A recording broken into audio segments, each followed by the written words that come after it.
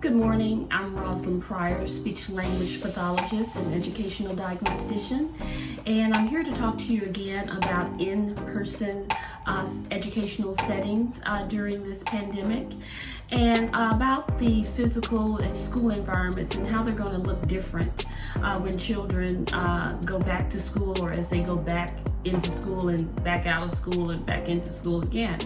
So challenge number 2 is the facial mask issue. So we're going to talk about challenge number 2 and challenge number 3 together today. So mask and face coverings used by students. So students may be bothered by masks or find them very uncomfortable when they first start using them, especially if they have sensory issues with the mask.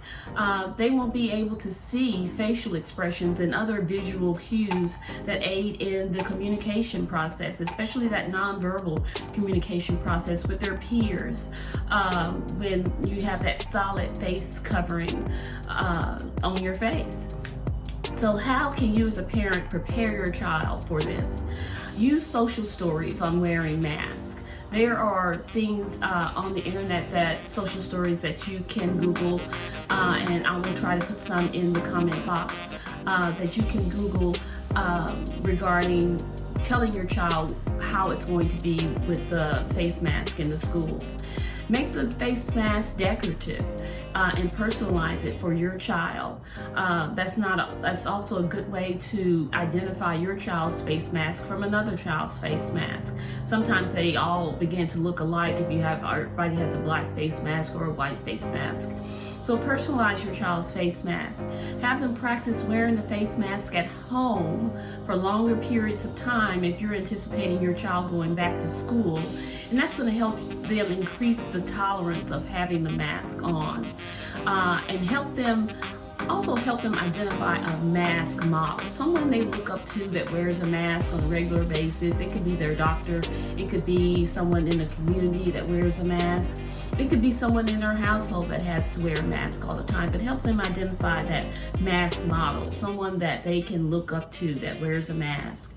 Practice using and interpreting facial expressions using eyes in the upper part of the face at home with your child, especially the eyes, because the eyes can really tell a story even through the face mask. So let's think about challenges that with the masks used by teachers and school staff, because they're going to also be having masks on. Some wear face shields and masks, some wear just face shields. They even have clear masks now, but not everyone is going to be privy to having those masks. So you're going to have a limited physical view of the facial expressions that the teacher is going to have, and that is going to limit the meaning and intent and emotion that the child is going to understand, and make it more difficult. So it's also maybe harder to recognize familiar people. I mean, sometimes it's like, when you have that face mask on, I don't know necessarily, someone comes up to you in the grocery store and they say, "Hello, Rosalind, how are you doing?" I have to maybe look twice to figure out who that person is. So make sure that you practice with your child on looking at the upper part of the face, or the whole face, and your nonverbal communication as you're wearing the mask. Now, how can you help? Review pictures of friends, teachers, and staff without their mask on. If you have those pictures of teachers, look in the yearbook, look in photos that were taken from last year of teachers that when they didn't have a mask on, and talk about how a child can identify those people without the mask.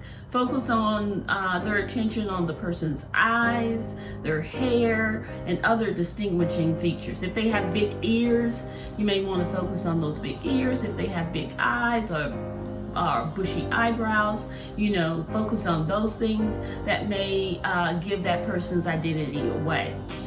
So if you have any questions, please leave them in the comment box below.